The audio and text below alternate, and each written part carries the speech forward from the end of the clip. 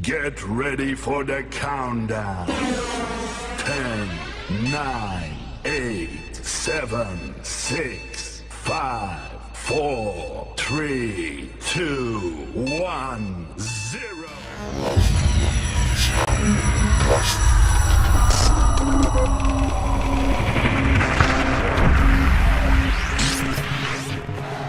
Kalau ini adalah hubungan administrasi. Administrasi. Ini pelayanan dan komplain. Dalam konteks tambah garam, fakta yang muncul adalah PT IDK sudah mengeksploitasi tanah di Melaka, Desa Mutain, Fafoe, dan Rabasa. Itu 3 desa, dan belum lagi beberapa yang belum muncul barangkali. Perlawanannya masyarakat bersama kepala desa. Kalau misalnya kita lihat video di grup pilkada, bersama kepala desa menolak tambak garam yang ada di desa Fafoe karena swasta mengeksploitasi tanah ini secara ilegal. Kenapa ilegal? Ilegal karena izin yang keluar dari negara itu muncul tahun 2015 oleh penjabat sementara Bupati Melaka. Kemudian Bupati yang sekarang SBS, dia mengklaim melalui berita bahwa izinnya itu bukan dibuat oleh SBS sendiri, oleh SBS. Bupati belum mengeluarkan izin.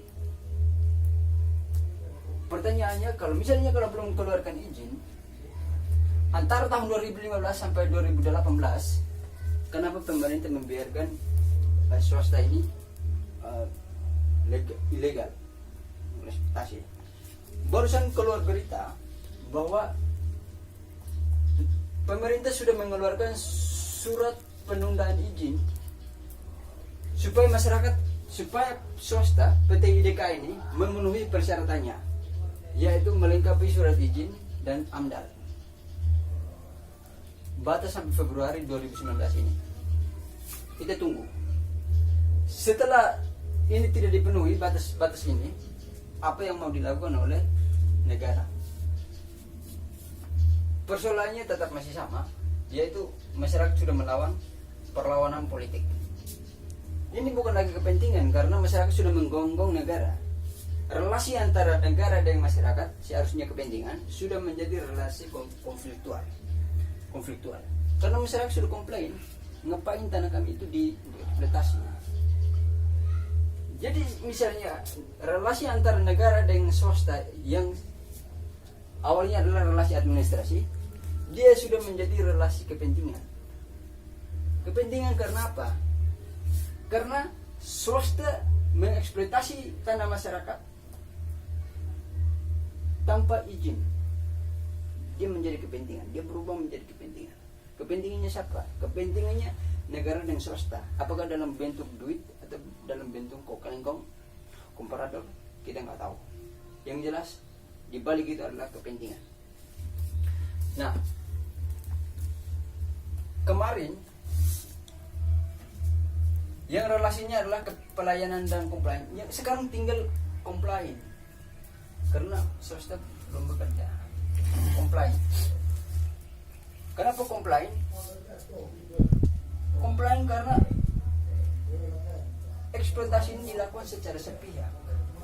Seharusnya 3 ini dia bermain secara suka sama suka, tapi ini bermain secara tidak seimbang.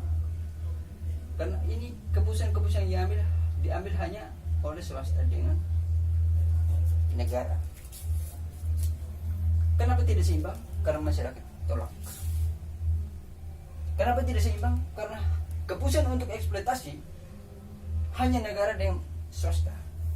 Dalam hal ini PT IDK eksploitasi. Ini hanya teori. Mari kita lihat input data. Kita input data. Kalau misalnya berdasarkan Radar Melaka, beritanya adalah antara negara dengan masyarakat, dia hanya menyediakan satu, lahan. Sementara swasta, dalam hal ini PT IDK, dia menyediakan modal. Mari kita bayangkan.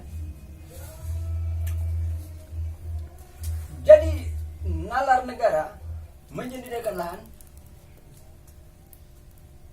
tidak ada pembelian lahan dan tidak ada pembebasan lahan. Itu menurut berita Radar Melaka. Silakan dicek. Tidak ada pembelian dan pembebasan lahan. Pertanyaannya, lahan mana yang bukan menjadi milik masyarakat lagi di desa Motain, Fafoi, dan Rabasa? Apakah ada lahan kosong yang tidak ada penghuninya? Hampir tidak ada. Semua lahan di sana sudah dikuasai oleh masyarakat, meskipun tidak produktif. Itu hal lain. Soal produktif dan tidak produktif itu hal lain. Masalahnya itu sudah menjadi dicatat menjadi milik masyarakat. Entahlah, nalar negara itu menjadi milik masyarakat ketika dia punya sertifikat. Tapi kalau misalnya kita kaji melalui nalar adat itu menjadi milik masyarakat secara berkembang secara adat, kesepakatan, musyawarah mufakat. Ketika misalnya masyarakat tertentu, anggota masyarakat tertentu membuka lahan di situ, lahan di tanah, itu tanpa sadar, tanpa disepakati pun orang sudah tahu bahwa itu lahannya dia. Itu pendekatan adat, nalar adat. Nalar negara adalah sertifikat. Jadi kalau misalnya nalar negara, jika Anda tidak punya sertifikat, maka itu bukan tanah Anda. Sementara nalar adat, ketika Anda sudah pernah menggunakan lahan itu, sudah pernah mengkaji lahan itu, maka lahan itu adalah milik Anda. Tanpa disadari, tanpa disepakati, orang sudah tahu. Dikeluarkan bagaimana adanya sebuah izin itu penambangan di wilayah Malaka. Di sini saya kaji bahwa yang di sini itu ada muncul di sini yang pertama itu pemilik modalnya. Itu jelas sekali. Kalau pemilik modal dia hadir di sini untuk dia munculnya sebuah PT di sini, berarti dia harus adanya juga surat izin. Surat izin itu dia ada, berarti dia pemilik modal itu sudah bersinergi dengan di sini pemerintah, negara itu hadir. Negara sudah jelas-jelas, sehingga negara itu dia memberikan izin kepada pemerintah. Negara memberikan izin kepada pemilik modal, sehingga pemilik modal itu bisa melakukan itu. Jadi yang jelas-jelas yang terjadi di sini, ketika ini sudah terjadi, maka itu imbasnya itu kepada masyarakat kecil. Karena dari sini sisi produksinya itu lebih kepada industri mereka membutuhkan. Jadi masyarakat yang di bawah, mereka yang tidak punya sebuah keahlian, itu apakah mereka itu masuk dalam sisi pekerjaan di sini? Itu yang tadi sudah digambarkan itu, bahwa ini adalah lebih membuka pada lapangan pekerjaan. Lapangan pekerjaan di sini, apakah masyarakat sudah masuk di sini? Karena apa? Sisi produksinya kapitalis ini kaum borjuis, di mana mereka membutuhkan itu ahli-ahli yang bisa mengembangkan ini, sehingga mereka ini bisa mengambil sebuah keuntungan di sini. Jadi di sini ini yang terjadi pola di mana orang-orang pemilik modal ini hanya meraup keuntungan ini. Jadi masyarakat yang di bawah sini mereka mempunyai sebuah lahan, dan ini menjadi sebuah potensi bagi masyarakat lokal. Sudah ketika itu sudah berdirinya ini, dan ini ketika mereka sudah bergerak, maka yang terjadi hari ini, masyarakat yang mereka punya wilayah-wilayah itu di sekitar itu mereka dipindahkan secara pelan-pelan. bahwa negara sudah memberikan izin dalam lingkup pemerintahan, bupati memberikan izin, dan masyarakat sudah dipinggirkan secara pelan-pelan. Sampai pada akhirnya ketika ini sudah berdiri dan sudah berjalan semaksimal mungkin, itu apakah masyarakat ini bisa mereka itu dipekerjakan di situ, itu pertanyaan. Sedangkan itu kita tahu masyarakat kita di sana bagaimana, apakah mereka punya sebuah keahlian di sini untuk mereka masuk dalam lingkup produksi industri ini? Ini kan tidak lagi. Maka di sini yang ada adalah eksploitasi terhadap masyarakat, eksploitasi terhadap hasil dari masyarakat yang sudah diberikan untuk masyarakat itu mengelola itu sendiri. Jika hari ini kalau mereka mau untuk mengelola ini lebih kepada menguntungkan semua masyarakat, itu saya itu oke saja, karena kita membawa semua lapisan masyarakat. Jadi pemerintah dia hadir bukan untuk sebuah kepentingan sebuah golongan saja ini, tapi lebih kepada semua lapisan masyarakat. Jadi saya secara pribadi saya melihat bahwa yang di sini terjadi adalah di mana itu pemilik modal bekerja sama dengan di sini pemerintah untuk adanya sebuah perizinan di sini. Dan ketika sudah terjadi itu, sudah bekerja itu, maka yang akan terjadi adalah eksploitasi, yang adanya sebuah penindasan kepada masyarakat, karena itu hak-hak masyarakat sudah tidak ada lagi. Jadi saya pikir hari ini ketika kita sudah melihat sebuah masalah seperti ini, jangan sampai kita diam saja. Marilah kita sama-sama untuk melihat sebuah isu ini. Marilah sama-sama kita semua untuk bagaimana kita mengkaji ini, sama-sama mengkaji untuk wujudkan suatu perubahan. Saya pikir seperti itu saja. Oke Pak Ketua. Oke, siap.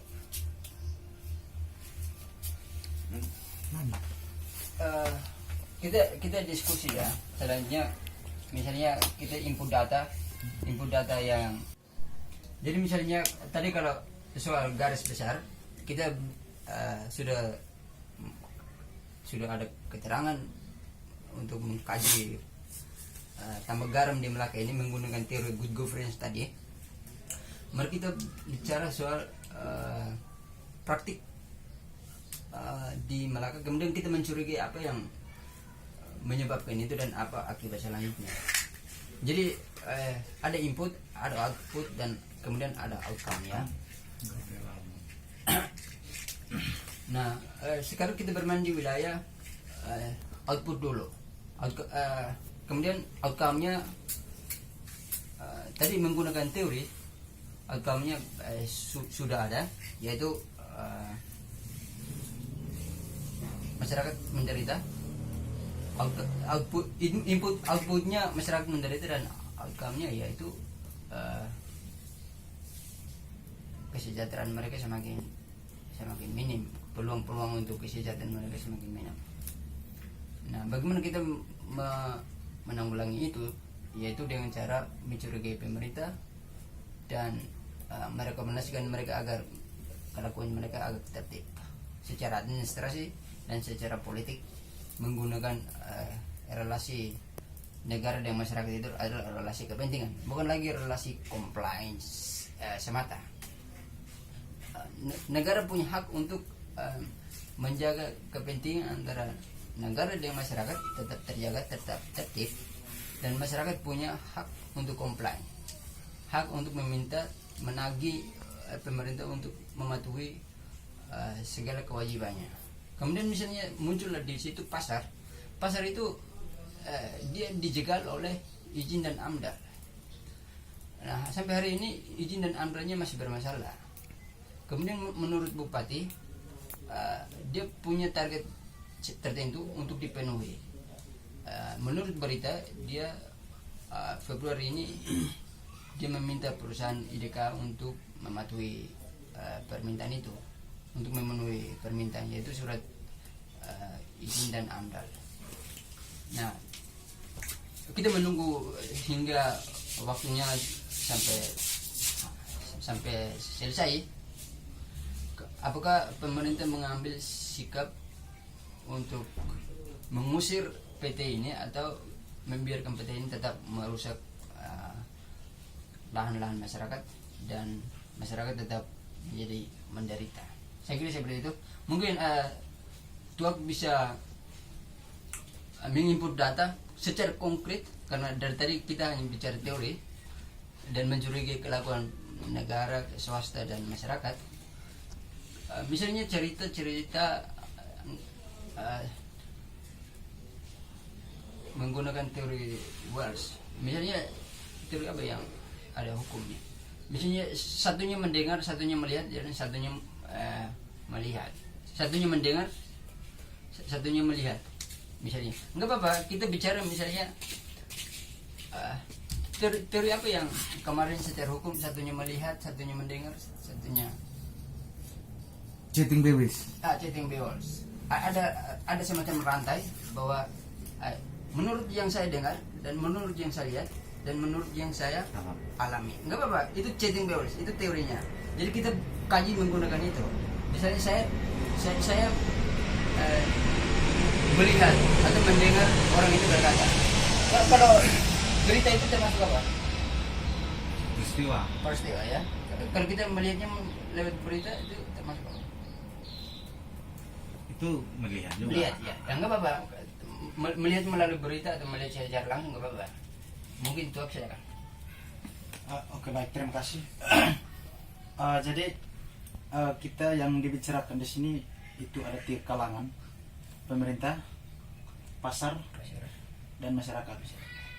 Jadi saya mungkin secara langsung saja yang saya mau komplain dan saya tidak terima secara kasat mata bahwa misalnya pemerintah melalui media bahwa perizinannya artinya dia tidak mengizinkan, dia belum mengizinkan, dan sampai hari ini pun andalnya belum jelas, ya tak? Belum jelas. Nah, terus pertanyaannya, andalnya belum jelas, kenapa PT IDK ini dia masuk sampai kawasan di wilayah sana? Nah, kayak gitu. Terus kenapa misalnya yang berita yang bukan berita sih, artinya informasi yang saya kaji, yang saya tahu awalnya itu kontrak selama 10 tahun, kedua 25 tahun. Nah, terus masyarakat itu dipanggil lagi menjadi 35 tahun, dan itu pernyataannya tidak ditandatangani. Nah, terus dengan cara apa supaya ditandatangani? Nah, itu suratnya itu dibawa secara personal, jadi untuk ditandatangani. Nah, terus kemudian yang pertanyaannya lagi, misalnya tanah itu, artinya tanah di kawasan bagian sana, wilayah sana, itu sebelumnya sudah dikuasai atau sudah pernah diolah menjadi tambak yang sangat luas. Ada yang pakai tenaga, ada yang pakai alat. Itu sejak sebelum tahun 2000. Jadi secara administrasi itu belum menjadi pemilik yang sah untuk masyarakat. Nah, tapi secara fakta, secara adat, tanah itu sudah dikuasai oleh semua tetangga, semua masyarakat yang di sekitar situ. Contohnya di Rebasa. Nah, itu sudah dikuasai. Nah, terus misalnya PT ini dipulangkan atau masa kontraknya selesai, tanah ini dikembalikan kepada masyarakat atau pemerintah. Kalau misalnya kepada pemerintah, itu saya tidak terima. Nah, terus kemudian pertanyaan lagi, misalnya PT ini berlanjut, PT ini berlanjut, apakah hasil yang didapatkan nanti dibagi dengan masyarakat, antara masyarakat, pasar dan negara, atau hanya untuk pasar saja? Kayak gitu. Mungkin dari saya seperti itu. Ya. Oke. Begini saya lihat ya, kalau misalnya kita hari ini misalnya kita lihat di persoalan di daerah kita, kalau yang terjadi semacam ini, itu saya lebih bertanya, apakah ini memberikan sebuah dampak yang sangat besar kepada semua masyarakat? Dia kalau hanya menguntungkan hanya menguntungkan di sini segelintir saja, ini ngapain kita harus kita diam saja? Itu karena di sini kita membawa semua kepentingan masyarakat. Bahkan itu pemerintah itu ada hadir itu untuk membawa kepentingan, melihat bagaimana aspirasi masyarakat dan juga bagaimana mendengar isi hati dari masyarakat. Rakyat itu membutuhkan apa, dan apakah dengan hadirnya sebuah PT ini bisa membawa sebuah keuntungan bagi masyarakat pada umumnya. Kalau misalnya hadir untuk di sini memenuhi kepentingan segelintir orang, ya lebih baik kita di sini mengambil sebuah langkah, saya pikir. Jangan sampai kita diam saja. Karena di sini kalau ketika diizinkan dan PT itu sudah melakukan operasi di situ, itu imbasnya itu sangat besar kepada masyarakat. Satu, itu mereka merusak alam. Itu sudah pasti. Itu merusak alam.